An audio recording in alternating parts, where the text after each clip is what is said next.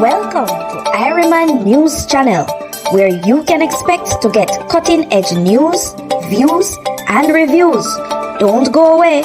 We will be right back.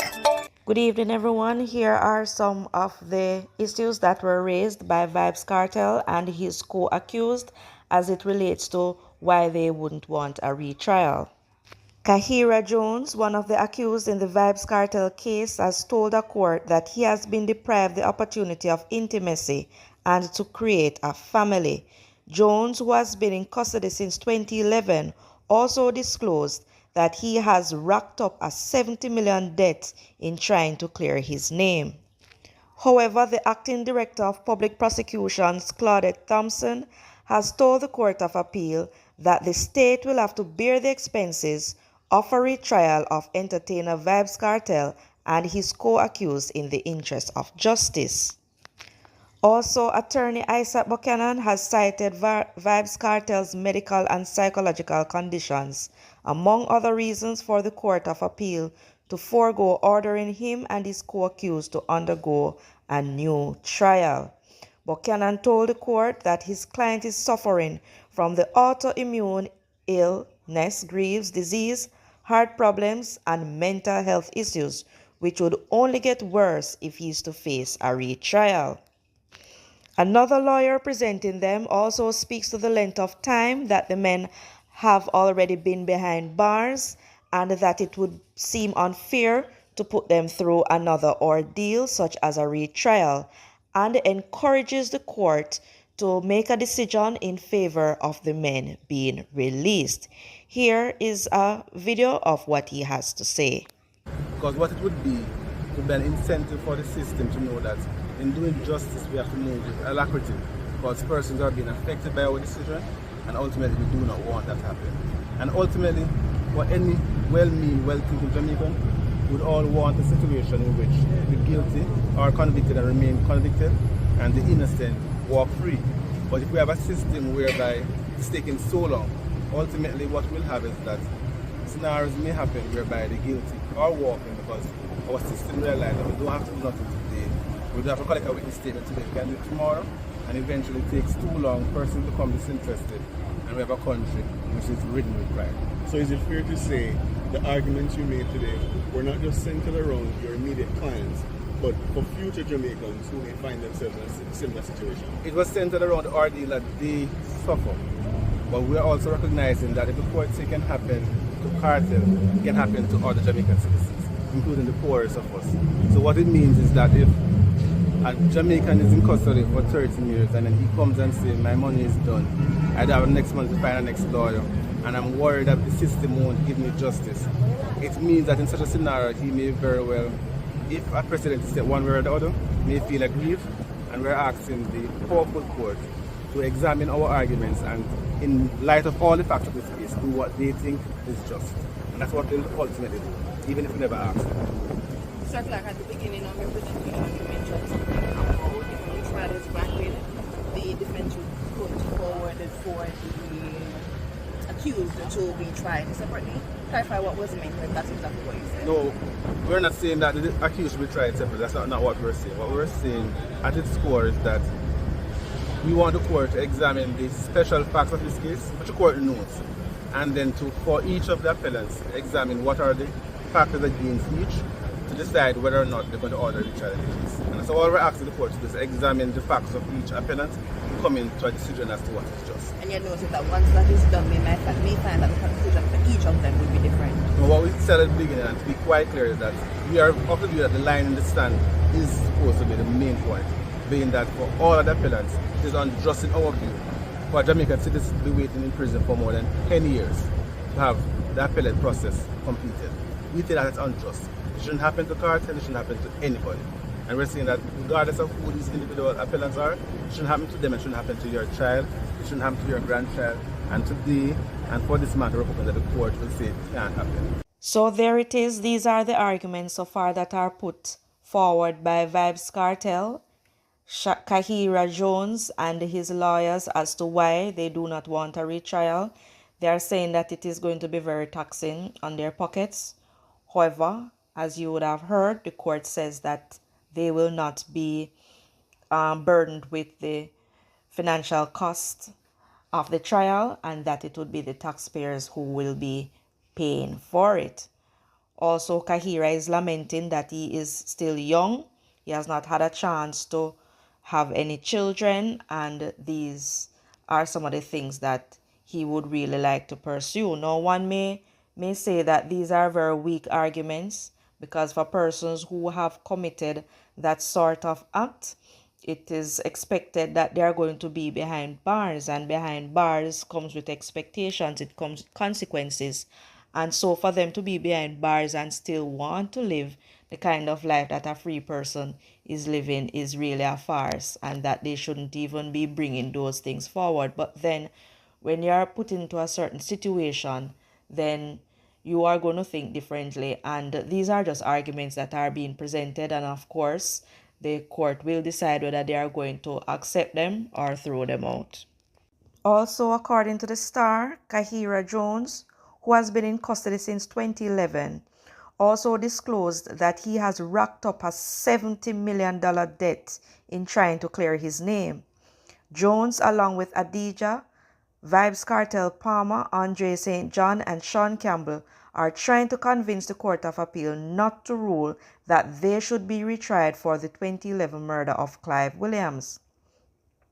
In March, the UK-based Privy Council, Jamaica's final court, threw out their convictions and sent the case back to the Court of Appeal to determine whether there should be a retrial. That hearing started on Monday. Today, attorney at law Isat Buchanan, while making oral arguments on behalf of Jones, asked the court to assess the ordeal faced by his client, who went into custody at age 27.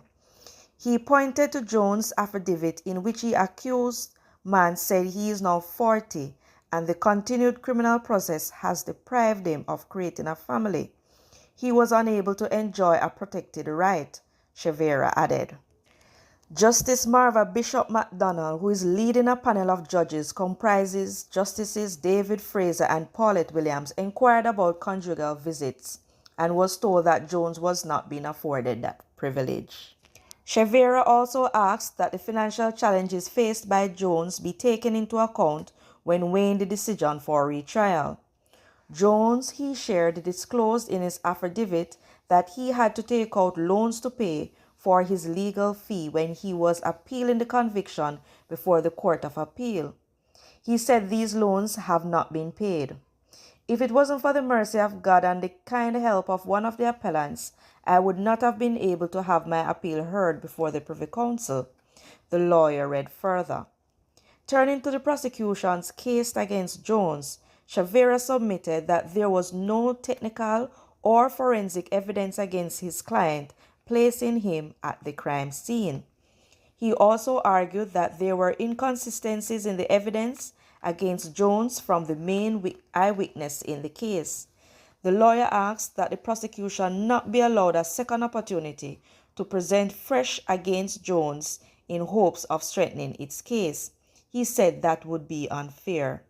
Jones is serving an 18-year prison term for gun-related offenses. The sentence was imposed in 2019. And over now to the west of the island, a woman laments how her mom was unfairly treated at the Falmouth Hospital. She was denied basic hospital care, her pills were stolen, ambulance services were denied, among other things. And in the end, her mother ended up DEAD. All right, take a listen at this video. So she went.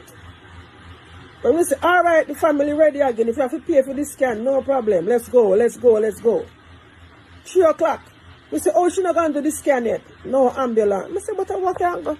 I say, no, this come to test me faith. That is Sunday now, you know, Jamaica and the world. Sunday. All right. We say, ma'am, the patient is ready. The nurses are ready to go to the next CT scan, but there is no ambulance. So we're trying to call Cornwall Regional to get an ambulance to assist. Me go outside, the one they walk hospital compound, they look. for ambulance. I saw a man, an ambulance, and I flag him down like me and look bus. I said, good afternoon, sir. Are you available to take my mother down to radiology? West to the CT scan, it is very urgent. The man said, hospital. The man said, 2 ambulance park up around there, so go to the nurses supervisor office and tell them that ambulance is here. Then just tell me, say, no ambulance are there, you know. So walk, go find the nurses' quarters. And we come out of the nice here. So walk, go find the nurses' quarters. And then say, well, miss, if you see any ambulance here, they just come. Me say, no, the ambulance then park up around the back. Anyhow, she get the ambulance and then take her to radiology west. They gave her a contrast, I guess, to illuminate the brain for the scan. Right? When doctor called me back after 6, ma'am, we have bad news. I said, what now? What happened now? What happened now? When she went to do the scan at radiology west, the scan machine now work. I said, what you mean say scan machine not working? I say, what kind of heap of up and down business this? I say, we're not one thing or the other. You can imagine our frustration now as a family, you know. Right? They say it now works, so she have to go back. She have to wait until 24 hours time. I say, so Lord have mercy. I kill my plan to kill my mother. We don't have no control over that. We say, all right. Go back again the next day. For her to get this scan around 3 o'clock. See him no ambulance problem. I say, look, you don't let me behave dark. My son need to push me to the limit. Anyhow, she do the test. So we have to wait on the result. Mother, in her outer consciousness now, you know. So all she's on is the imodipine. And apparently this CT scan will determine her going into surgery. I said, all right, doc, where is she to do the surgery? At Cornwall Regional. I said, so can she be transported to Cornwall Regional so that as the result come, she can go into surgery? The doctor going to tell me, say, ma'am, there is no bed at Cornwall Regional, so your mother can't come down. So she's at the best place, which is Falmouth. I said, no. I said, this medical system worse than me think. I may beg on to tag Christopher Tufton, you know, I'm not lying. They know me at Falmouth Hospital. I said, how you mean say no bed? The doctor said, to be honest with you, I have a patient here who needs to go into surgery and he's sitting in a wheelchair in A&E because there is no bed here at Cornwall Regional either. And there is no space in ICU. So your mother better off where she is. There is no bed. You hear me? People that suffer at Jamaica and can't get treatment and can't get surgery because there is no bed in the hospital. So even when the family putting things together and they work with the demands, the system designed to kill off the people that in a hospital. All right. So the CT scan result come and they say, man, a lot of blood in the brain, you know. And we cannot manage the surgery here at Falmouth, at St. James. So you have to go ship her off to Kingston. And now remember now people, remember they're in the hospital for Saturday morning. Yes? Yeah. How much they gone? All she's on is the pill. So I'll know that blood not drain out of the brain yet, you know. Them say, boy, to all this thing drought, the blood in the brain, listen me now, clot up back. Because it drought for a Saturday, and now we gone over on a Tuesday. You know, drain out yet. Because the heap back and forth. Now, the clot seal up back, the blood vessel will burst, and the blood vessel start swell. The whole family come from the hospital now, and everybody they salim one and say, imagine. Imagine. She come here for a Saturday morning, what can go so? If the blood went just drain out of my mother's brain, she would still be alive because she's not the first stroke patient. People recover from this all the time. And the doctor kept saying she's still conscious, which is very rare. Because normally, people with this type of stroke would be unconscious and she's still alert. Mommy, lift up your hand, or hand lift up. move your foot. Her foot move. She never paralyzed. Her mouth never twist. She just not get no help. So we say, all right, she have to go transfer, go Kingston, but she need an ECG. That's a Tuesday now. We say, all right, get the ECG. Falmouth Hospital no have nothing to do ECG. I say, then mighty God. I say, but no. I say, they don't want Falmouth have. I say, lock down the hospital, man. ECG test is a simple heart test because they start to hear heart murmuring now, you know. We have to pay $21,000 to get a team to go to the hospital to do the heart test. We say, all right, when the heart test result come back, so we pay for that Tuesday for her to get it done Wednesday morning. We say, all right, doc, if it is so urgent, when the heart test result come back, can she just be transported to Kingston? Him say, well, we are at the mercy of UWI Hospital because we have to wait and see if UWI Hospital have bed. Christopher Tufton, the hospitals in Jamaica short of bed. It's short of bed and people are dying. People are dying even when they can get help. And it is a very sad state for the country to be in. Any country that cannot provide good medical health is going nowhere. Is going nowhere. All right. Result come back by 10:30. We say we need to get her to move now. When I went back to hospital, to Falmouth Hospital, we say, all right, how are we going to transport her? Can we get a JDF helicopter? I say, what's the procedure? Ma'am, we are trying to work out her to move, but there is no ambulance again at Falmouth, so we're trying to get an ambulance from Montego Bay. I say, can we pay for private?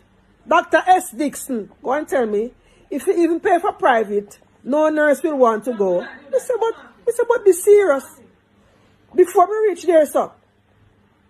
You know. Monday night, when we went to look for my mother, remember, so she admit for a Saturday morning.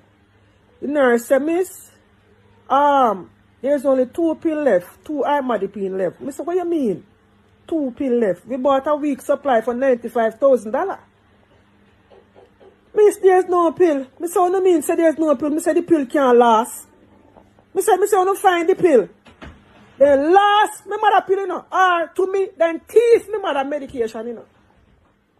I said, what do you mean, say the pill last? I said, on the search, I gave the nurse the pill for 1 week supply. Every 4 hours, 60 milligrams. You remember that pill that we paid $95,000 for? Eh? Then say, all right, we're going to search, we're going to investigate who was on duty, we describe the person. Then say, call nurses supervisor officer and report the case that the pill is lost, or in this case, stolen, or thief. When we call nurses supervisor office at Falmouth Hospital, about 8:30 in the night, because it's after visiting hours, someone tell me, say she only have 2 pills, and 2 pills is 1 dose, because one of the pills is 30 milligrams. So that means, say, if it's every 4 hours, you know, Jamaica, she would miss at least 3 doses over the course of the night, and they already delay her. You understand me? She would miss 3 doses. Me say, no, this I get from back to hers. Me say, no. Me say, this too much. This too much for the family now. This too much. Anyhow, because me like follow protocol, me call nurses' quarters and report the situation. Ma'am, you call at a bad time. I say, excuse me? Excuse me? That about 8:30 tonight.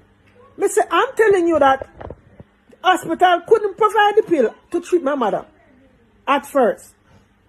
We bought it for $95,000. Give it to the hospital. The hospital lost the pill. And me I report it and you tell me so me call at a bad time in Jamaica. Well, I heard of the matter. We are investigating it, but there's nothing that we can do at this time. I said, what you mean? I said, tell me. I said, why you tell me, say, you know, go provide the pill. At least get the night supply until it's search and find. You got, miss, well, sorry. We can't do nothing about that. You have to come back in the morning. I said, but what is? So, of course, you don't know. I have to go back to hospital Monday night. And I have the video, and I go release the video where I talk to the nurse. You understand me? So, I say, only if you lost my mother pill. Them don't know who put you. I say, don't you have a pill tray to put pill for that people get to treat them family members? Miss, we don't know. So what go on tonight? We don't know. Then treat people life like garbage at Falmouth Hospital and the whole medical system. You understand me? When she went to Kingston, so we got the ambulance to take her to Kingston. She got to Kingston Wednesday at IRIE Hospital. IRIE can't believe. They said, when they admit your mother, me say Saturday morning 5:15. IRIE cannot understand. The doctors up there, the team, the neurosurgeon team, can't understand how they have her so long and never ship her off. They can't understand. When she reached out town, she too late. My mother lungs start collapse, her heart start collapse. My mother dead. My mother dead. Dead. You understand me? Because of the heap of delay and back and forth. And I want this to blast. I want everybody to learn about this. Me not eat. First you go in the hospital, me can't eat. You understand me? My mother dead. Died. Friday after 12. Or if you want to call it Saturday morning. Because when Kingston get her to perform surgery, they couldn't do it. Everything start to fail. And she go in the hospital for on Saturday. Tell me now, Jamaica, what kind of health system this in 2024? This must blast. This must blast because it could be your family member. It could be a long time. Me go hospital and then short a bed and me wallet, but this gone too far. All I keep hearing in my head. My mother they cry and say me head. Take off. And that doctor Wilkins at Falmouth go say, Mom, you have to wait. See there? You have to wait. She dead. She dead now. And she could have gotten help, but because of the neglect, no machine at their Falmouth. You hear me? Wanna blast this to me. This medical system kill off my mother. And people need to know. Gloria Smith Paris, I hope you come out of pain now. You suffer at the hand of the medical system. But her pain done now. She dead. Her pain done now. Now blast this for me, Jamaica. Blast this for me. And as it relates to this incident that happened at the Falmouth Hospital, in a media release on Monday evening, Tufton said the investigation will be conducted through the Office of the Chief Medical Officer in conjunction with the Western Regional Health Authority. I'm hoping that there will be a speedy conclusion as to what exactly happened, Tufton said. These are always very unfortunate, especially when you lose a loved one. Creates a lot of pain and suffering, and it is important that the system responds to provide an absolute transparency on what may have happened and top draw the appropriate conclusions based on the evidence, based on the information, he added. He said a technical team from the ministry has been dispatched to the facility to initiate the investigation. Tufton also said the Regional Health Authority has contacted the family and will provide counseling as needed. In the meantime, Tufton reminded that the Ministry of Health and Wellness has in place a complaints management system which allows users of Jamaica's healthcare facilities to report any concerns that they may have. The complaints management system is accessible at the level of each public healthcare facility or alternatively online at the ministry's website. And the ministry's website is www.moh.gov.jm. So this is it for today. Thanks to everyone for tuning in. Please continue to watch, like, share, and subscribe to my videos. My channel is young, still growing, and we need your support. So please just click on the notification bell, subscribe, give me a thumbs up, give me a share so that my channel will continue to grow. Thank you.